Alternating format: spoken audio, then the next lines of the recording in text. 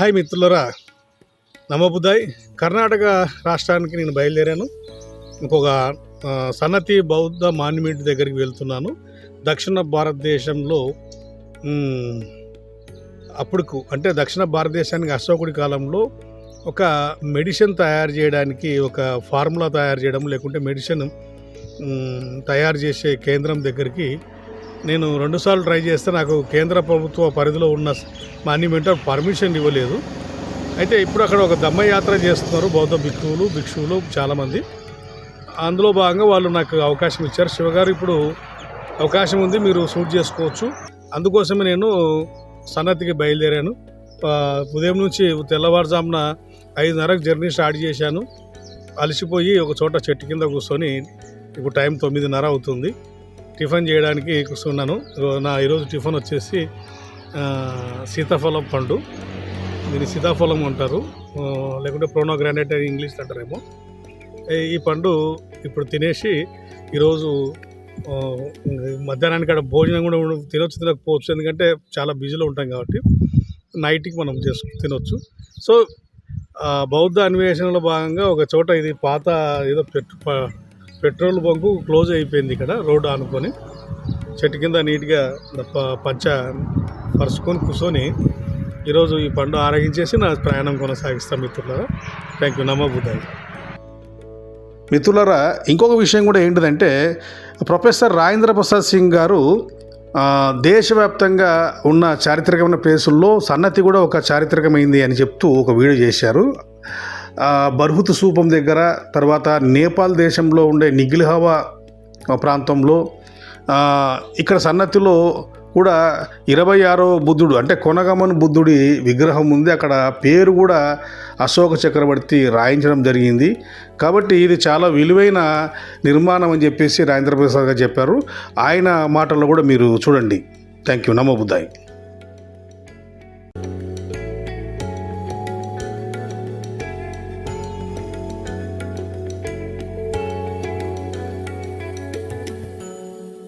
अशोक के स्तंभ पर उनका नाम है। निगली हवा में भरहुत स्तूप पर कोड़ागमन बुद्ध का नाम लिखा है। कंगनहली की मूर्ति पर कोड़ागमन बुद्ध का नाम लिखा है।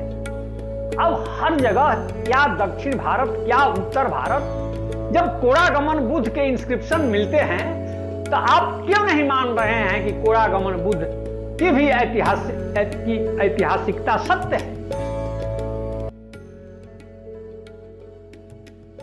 మామూలుగా ఏ మాన్యుమెంట్ దగ్గరికి వెళ్ళినా, ఏ చారిత్రక ప్రాంతానికి వద్దకు వెళ్తున్నప్పుడు నేను ఒక 5 కిలోమీటర్ల దూరంగా ఉన్నప్పుడు నేను విజువలైజేషన్ అంటే వీడియో తీస్తాను. ఎందుకంటే మరీ మొదటి నుంచి ప్రాంతాల వారిగా, లొకేషన్ల వారిగా తీసేంత టెక్నాలజీ నా దగ్గర లేదు.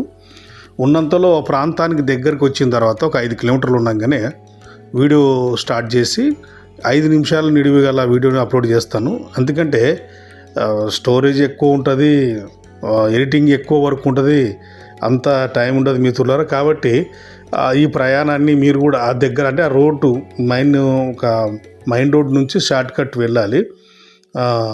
అది ఎక్కడ ఏంటి అనేది కూడా మీకు ఆల్రెడీ వీడియోలో చెప్పాను, అడ్రస్తో సహా చెప్పాను. మీరు చూస్తూ ఉండండి. Thank you.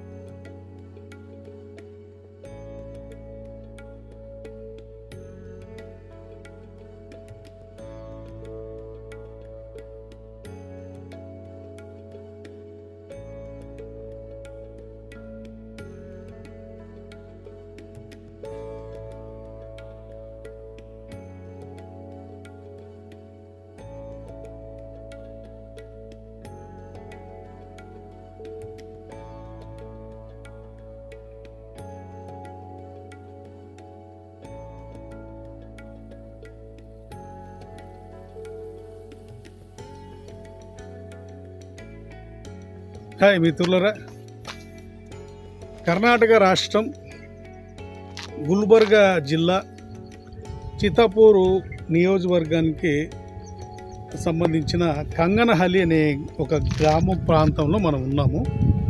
అయితే ఇక్కడ ప్రత్యేకం ఏంటిదంటే ఇక్కడ చాలా మాన్యుమెంటు బయటపడింది.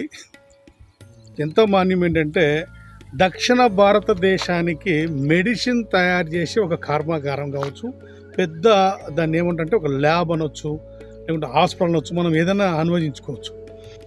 అశోక చక్రవర్తి కాలంలో ఇక్కడ పూర్తి మెడిసిన్ తయారు చేసే ఒక పెద్ద ల్యాబ్ అయితే ఉంది. సుమారుగా 24 ఎకరాలలో ఉంది.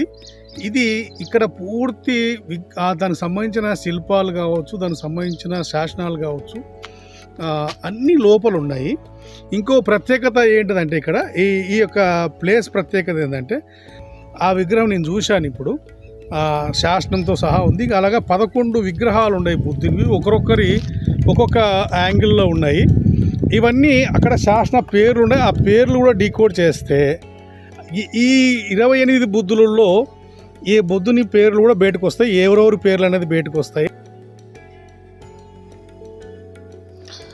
ఇక్కడ షూటింగ్కి పర్మిషన్ లేదు, కానీ చాలా ట్రై చేసి మొత్తానికి పర్మిషన్ తీసుకొని ఫాస్ట్గా షూటింగ్ చేయాల్సి వచ్చింది. అక్కడ ఉన్న ఆఫీసర్లు కూడా కేంద్ర ప్రభుత్వం, సెంట్రల్ గవర్నమెంట్ పరిధిలో ఉండే సార్ విగ్రహాలు ఇవన్నీ చాలా విలువైన సంపద, ఇంకా ప్రపంచానికి తెలియదు, మీరు వీడియోస్ తీయొద్దని చెప్పారు. కానీ మొత్తానికి వాళ్ళని మాట్లాడుతూనే వీడియో తీయగలిగాను ఫాస్ట్గా. ఉన్నంత మీకు సమాచారం ఇస్తున్న మిత్రులారా, చూడండి.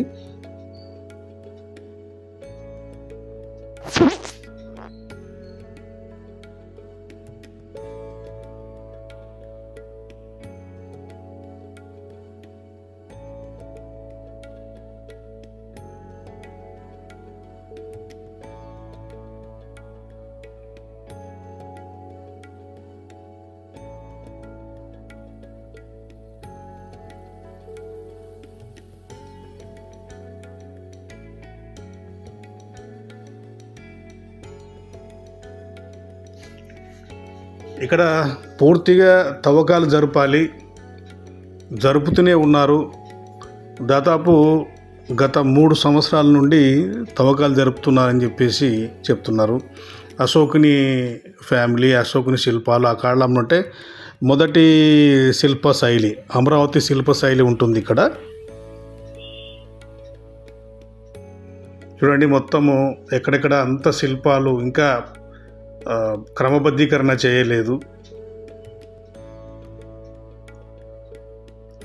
అన్నీ ఇరిగిపోయి ఉంటే అట్లా పేర్చారు. పెద్ద మాన్యుమెంటు. ఇక్కడ మెడిసిన్ తయారు చేసే ఒక ప్రాంతం అని చెప్తున్నారు దక్షిణ భారతదేశానికి. ఇక్కడ అంటే మెడిసిన్ అంటే ఏంటిది, ఆ రోజుల్లో ఉన్న ఆయుర్వేద సిస్టమ్స్ ఉండవచ్చు, అంటే చాలా ఉండే. మనకు ఎర్రగుడి శాసనాలు, జొన్నగిరి శాసనాల్లో కూడా అశోకుడు రాయించిన శాసనాల్లో చాలా మెడిసిన్ ఎలా తయారు చేసుకోవాలో అన్నీ చెప్పారు. సో ఒక విలువైన వారసత్వాలు మీరు చూశారు అనుకుంటున్నాను మిత్రులారా. Thank you.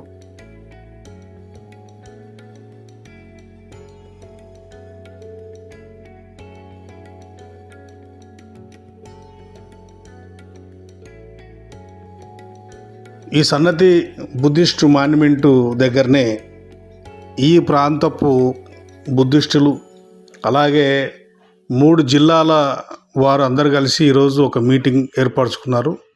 ఇక్కడ మనం చూస్తున్న విగ్రహం వచ్చేసి సంఘమిత్ర విగ్రహం, అశోకుడి కుమార్తె సంఘమిత్ర. అయితే ఈ మాన్యుమెంట్కి సంఘమిత్రకు ఏదో అటాచ్మెంట్ ఉందని తెలుస్తుంది. ఎందుకంటే ఆయన దక్షిణ భారతదేశానికి 2 కొడుకుని కూతురిని పంపించాడు అశోకుడు. సో అక్కడ ఈ దక్షిణ భారతదేశంలో వీరి ప్రభావం ఎక్కువ ఉంటుంది, మహేంద్ర అండ్ సంఘమిత్ర. సో ఇక్కడ ఈ విగ్రహాన్ని వాళ్ళు అక్కడ పెట్టారు.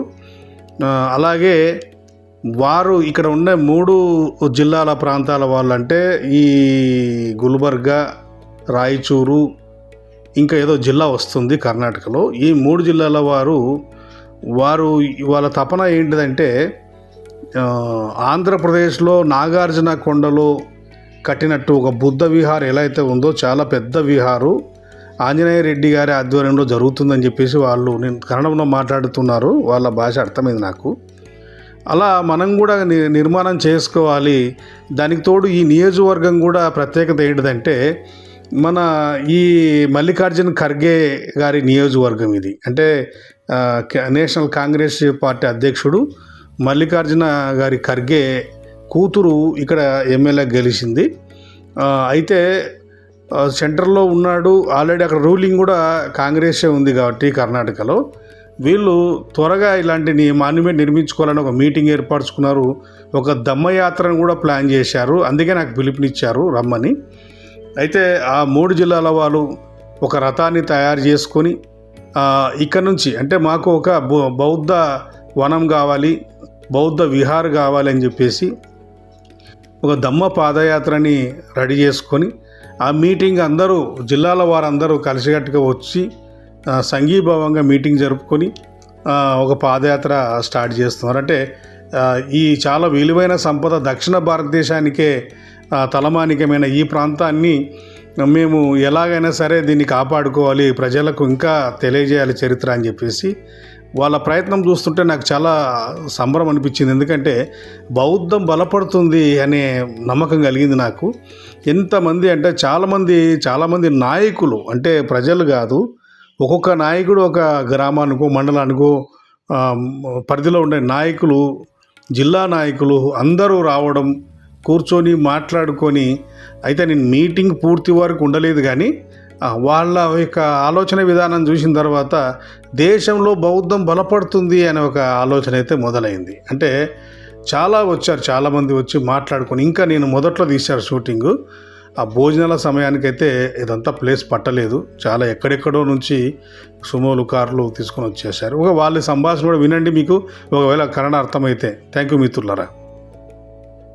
ನಾವು ಅದೇ ಮಾತಾಡಲಿ ಮುಖ್ಯಮಂತ್ರಿಗೆ ಭೇಟಿ ಆಗ್ಲಕ್ಕ ಪ್ರಿಯಾಂಕ್ ಖರ್ಗೆ ಮುಖಾಂತರ ಟೈಮ್ ಕೇಳಿ, ನೀವು ಸಮಿತಿಯವ್ರನ್ನ ಬರ್ರಿ, ಇದರದವ್ರು ಬರ್ರಿ, ಇಡೀ ರಾಜ್ಯದವ್ರು ಬರ್ರಿ.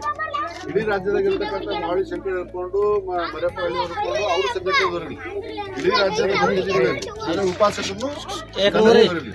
ಇದು ಬರೋಬ್ಬರಿ 1 ಲಕ್ಷ ಜನ ಸೇರ್ತಾರ. ಈಗ ಆಲ್ರೆಡಿ 10,000 ಬುದ್ಧಿವಾರಿ ಕಲ್ಚರ್ ಬರ್ತಾರೆ. ಈ ಮಾಹಿತಿ ಸನ್ನತಿ ಅಭಿವೃದ್ಧಿ ಆಗ್ತಾ ಇಲ್ಲ, ಸ್ಥಳೀಯರು ಭಾಳ ಬಡದಾಡ್ತಾ ಇದ್ದಾರೆ. ಸನ್ನತಿ ಅಭಿವೃದ್ಧಿ ಆಗ್ಲಕ್ಕ ಒಂದು ಪಾದಯಾತ್ರೆ ಮಾಡ್ತೀವಿ. ನೀವು 10,000 ಅಬ್ರಾಡ್ದಾಗ ಅಮೆರಿಕ, ಲಂಡನ್, ಜಪಾನ್ದಾಗ ಏನಿದ್ದೀರಿ, ನೀವೊಂದು ಮೆಸೇಜ್ ಇಮೇಲ್ ಹಾಕ್ರಿ, ಸನ್ನತಿ ಯಾಕೆ ಅಭಿವೃದ್ಧಿ ಆಗ್ತಾರೆ, ಮುಖ್ಯಮಂತ್ರಿಗೆ ಹಾಕ್ರಿ, ಪ್ರಧಾನಮಂತ್ರಿಗೆ ಹಾಕ್ರಿ. ಆ ಪಕ್ಷ ಅವರು ಮನಸ್ಬಿಟ್ಟು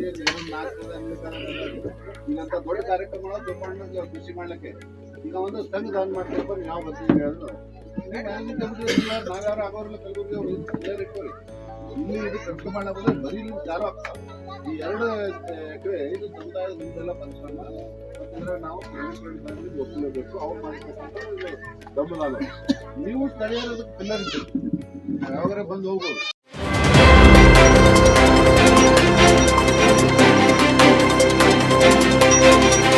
బహుజనుల గుండె చప్పుడు మీ బహుజన 9 న్యూస్. బోధించు, సమీకరించు, పోరాడు.